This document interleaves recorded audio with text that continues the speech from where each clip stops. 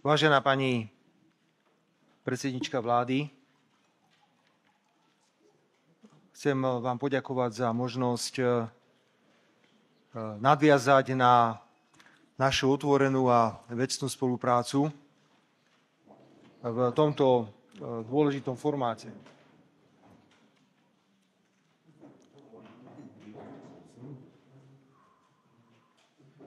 Dnešné rokovanie predstaviteľov slovenskej a ukrajinskej vlády beriem ako veľkú príležitosť zhodnotiť pokrok od nášho posledného spoločného zasadnutia vlád, ktoré sa uskutočnilo presne pred rokom v októbri v Užhorode, a posunúť ďalej projekty, ktoré majú priamy pozitívny dopad na občanov na obidvoch stranách našej spoločnej hranice. Zároveň mi dovolte, aby som zaželal vašim novým kolegom v kabinete veľa síl pri plnení náročných úloh, pretože sa stretávate s diametrálne odlišnými úlohami v exekutíve, ako to je v prípade vlády Slovenskej republiky. Vážená pani predsednička vlády, my sme sa naposledy stretli nie tak dávno v blízkosti Užhorodu, kde našemu stretnutiu predchádzalo stretnutie s pánom prezidentom Zelenským. A považujem tieto naše dve stretnutia za pomerne prelomové, pretože prvýkrát sme mali možnosť si priamo osobne vysvetliť postoje, ktoré nie sú vo všetkých oblastiach rovnaké. Áno, poviem to aj tu otvorene, na viaceré témy má slovenská vláda a ukrajinská vláda rozdielne názory. Ale o tom je život. A život je o tom, aby sme sa navzájom pri týchto rozdielnych názoroch rešpektovali.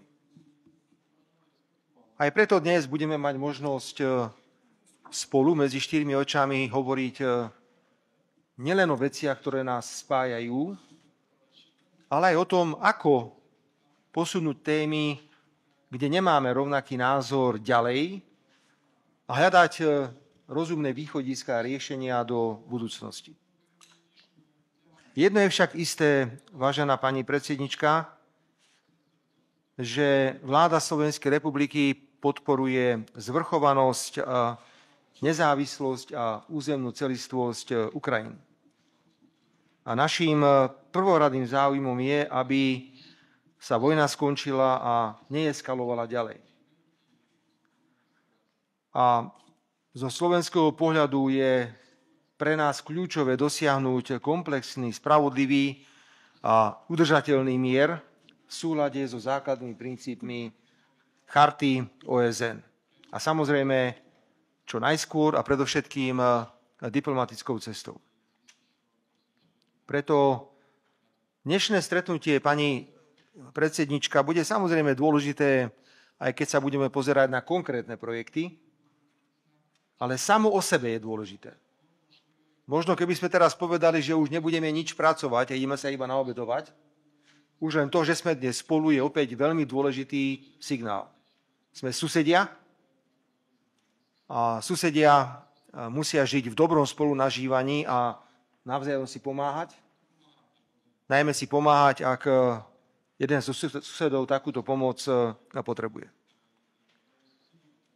Povedal som, že kľúčovým záujmom vlády Slovenskej republiky je dosiahnutie mieru, ktorý som presne charakterizoval. A to predovšetkým diplomatickou cestou.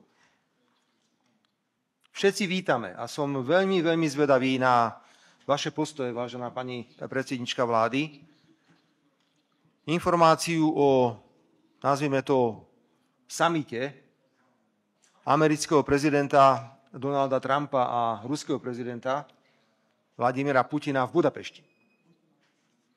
Je to, podľa môjho názoru, informácia, ktorá mohla viacerých šokovať. Ja mám množstvo racionálnych dôvodov a viem si vysvetliť, prečo takéto stretnutie bude A prečo toto stretnutie je v Budapešti? Chcem za vládu Slovenskej republiky verejne vyhlásiť, že toto stretnutie maximálne podporujeme, maximálne. A vláda Slovenskej republiky ponúkne akúkoľvek súčinnosť našim partnerom a priateľom v Maďarsku pri organizovaní takto náročného samitu, ku ktorému by mohlo dôjsť v krátkom čase. Dajme dohromady všetky sily a pokiaľ by mal byť výsledkom týchto rokovaní taký mier, ako som ho zadefinoval, tak si myslím, že bude mať čo svet oslavovať, pretože to bude jedna z najvýznamnejších správ v tomto storočí. Vážená pani predsednička, samozrejme, ako susedia, doslova susedia, dávame prioritu praktickej cezhraničnej spolupráci a podporujeme európsku integráciu Ukrajiny. V tomto sme nikdy nič iné nehovorili a to naďalej platí. Ak ste vo vašej krajine rozhodnutí a veríte, že vaša budúcnosť je v Európskej únii, my si rovnako myslíme, že vaše členstvo bude mať obojstranné ekonomické prínosy, posilní stabilitu v tomto regióne a samozrejme dá nové impulzy našim bilaterálnym vzťahom, pretože ak sú dva krajiny v Európskej únii, tá spolupráca môže byť ešte intenzívnejšia, ako je to v tomto okamihu. Chcem opätovne pripomenúť, že tak ako máme rovnaký názor na vaše členstvo v Európskej únii, tak máme diametrálne odlišný pohľad na členstvo Ukrajiny v NATO. Hovoril som na túto tému veľmi otvorene s pánom prezidentom Zelenským a poskytol som celý rad argumentov, prečo si myslíme, že stav, do ktorého sme sa teraz dostali, je dobrý pre hľadanie mieru, ktorý bude spravodlivý a v súlade s chartou OSN pre vašu krajinu, ktorá je postihnutá vojnou. Nám je to veľmi ľúto. Je nám to veľmi ľúto, že musíte čeliť hrôzám vojny. Aktuálna dynamika našich vzťahov bude dnes potvrdená podpisom posilnenej cestovnej mapy spoločných aktivít. Ja obdivujem diplomatov, ktorí sú schopní vymyslieť hociaké formulácie, že budeme mať posilnenú cestovnú mapu spoločných iniciatív. Jednoducho chceme si povedať, kde sa nachádzame, čo sme z toho, čo sme si už dohodli, naplnili a čo ešte môžeme k tomu pridať naviac. Už dnes vidíme konkrétne výsledky, pretože ak sa pozrieme na naše rozhovory, povedzme v októbri, novembri, decembri 2024, tak od decembra 2024 je v prevádzke vlakové spojenie Kyjev-Bratislava s prestupom v Čope. Ďalej nová trať európskeho rozchodu Čop-Užhorod umožnila priame prepojenie až po Užhorod a predpokladáme ďalší nárast počtu cestujúcich. Modernizácia hraničného priechodu Vyšné Nemecké Užhorod napreduje a pokračujeme aj v príprave terminálov pre osobnú nákladnú dopravu.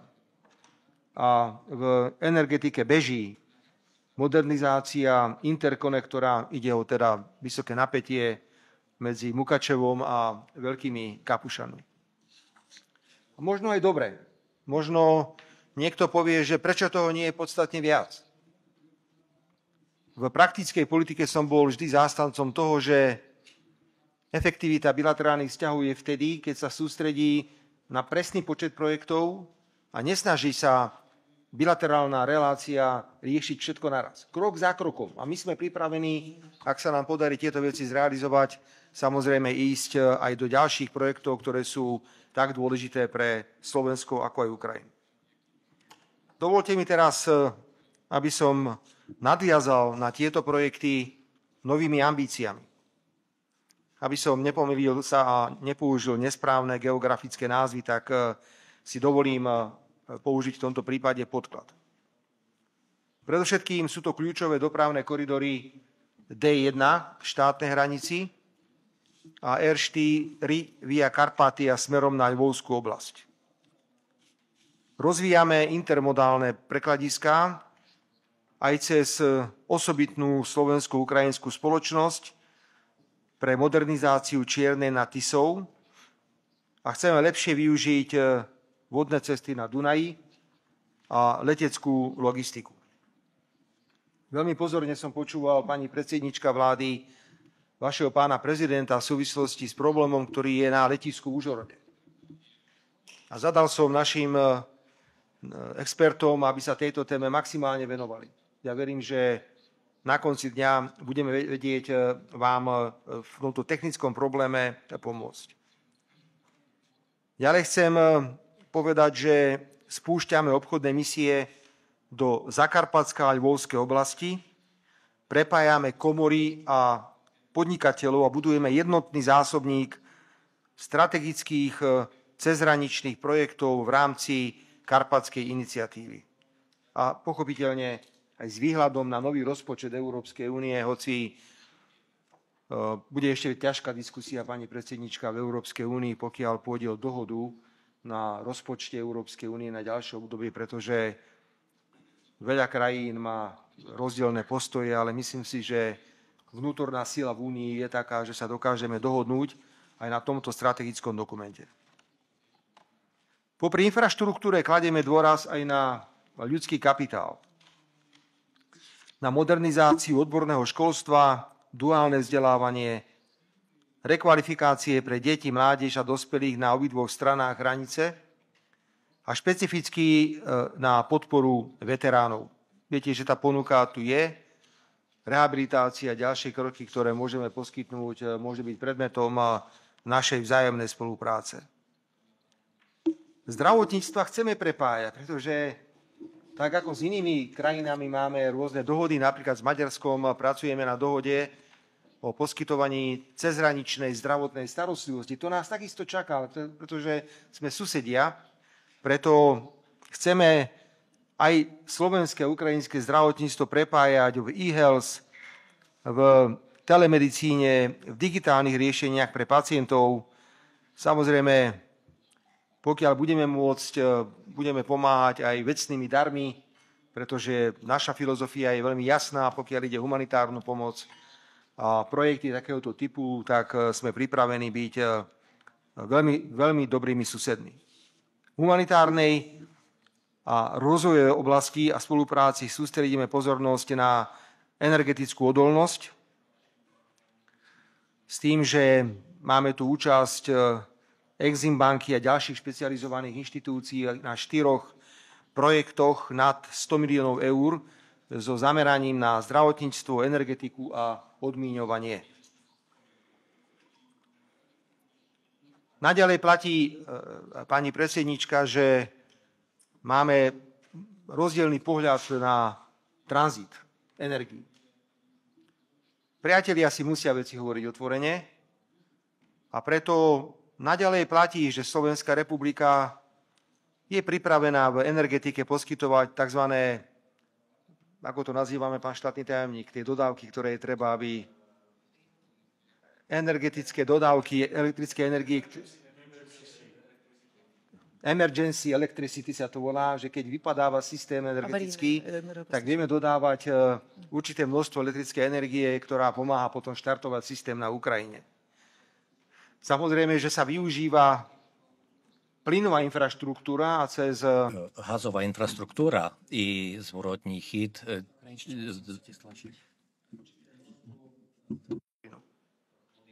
Ale súčasne ako priateľ hovorím, že nie sme stotožnení a stále nie je definitívne v našich hlavách vyriešená téma tranzitu plynu cez vaše územie.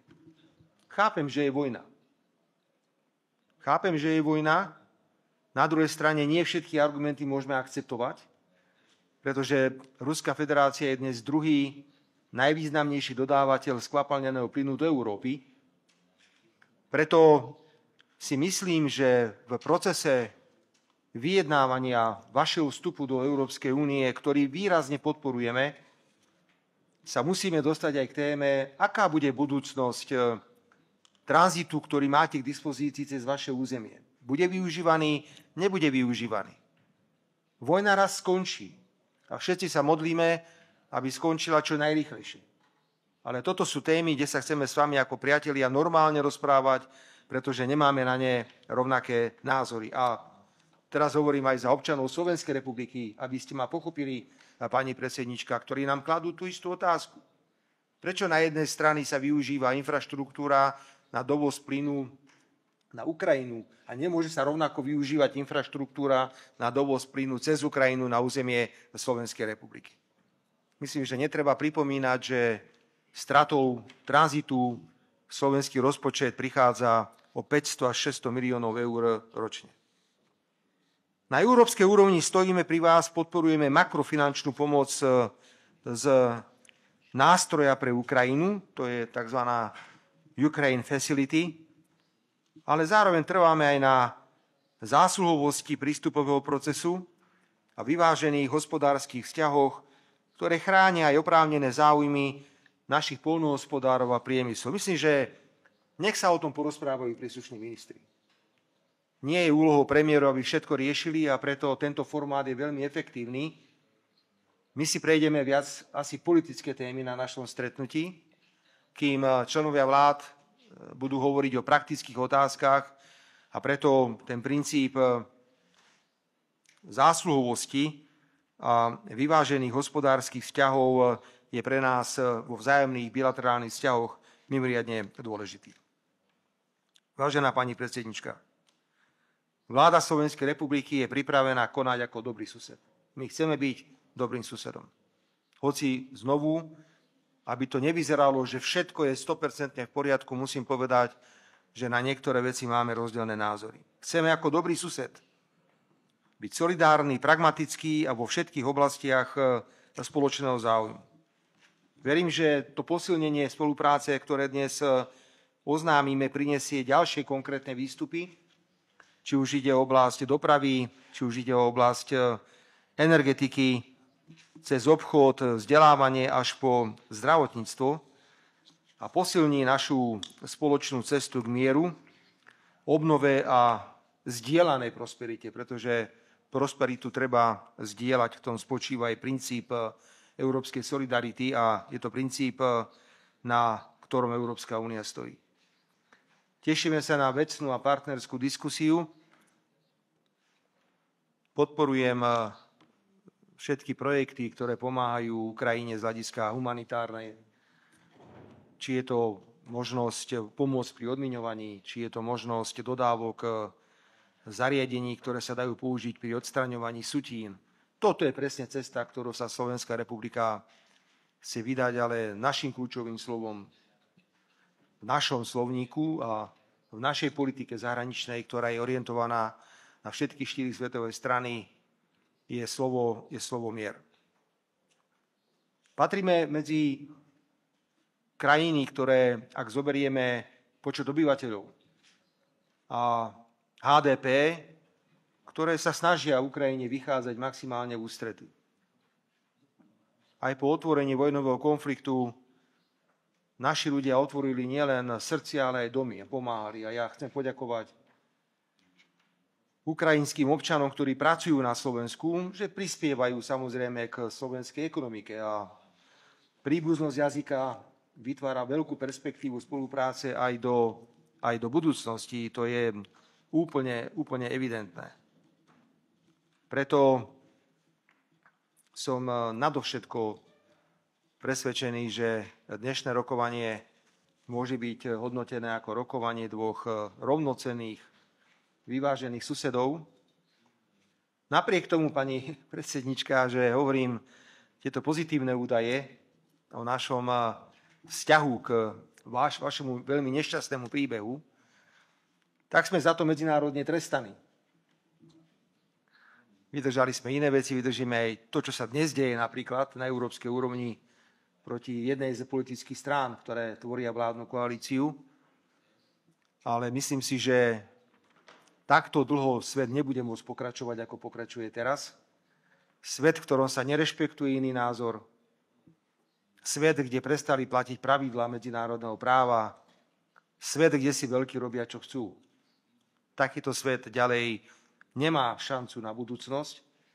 A preto berieme aj to, čo dnes sa ide diať na európskej úrovni, len ako možno nejaké posledné kopance toho zlého poriadku, ktorý musí odísť zo svetovej scény, pretože inak dostaneme celý svet do záhuby.